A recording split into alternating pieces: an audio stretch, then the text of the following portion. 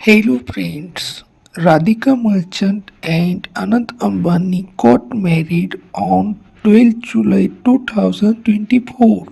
The wedding took place with grand pomp and grand procession. Friends, after marriage, the wedding blessing ceremony of Anand Ambani and Radhika Merchant was held on 13 July 2024. Friends, let me tell you that Prime Minister of India Narendra Modi also attended the wedding ceremony of Anand Ambani and Radhika Merchant.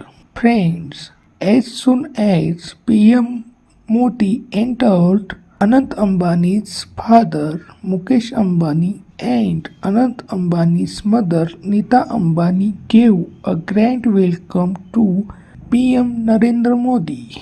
Friends, as soon as PM Modi arrived at the wedding ceremony of Anand Ambani and Radhika Merchant, everyone greeted him and PM Modi greeted everyone present. Friends, in the auspicious blessing ceremony of Anand Ambani Radhika Merchant. Now PM Narendra Modi went to Anand Ambani and Radhika Merchant. Friends, PM Narendra Modi blessed both of them.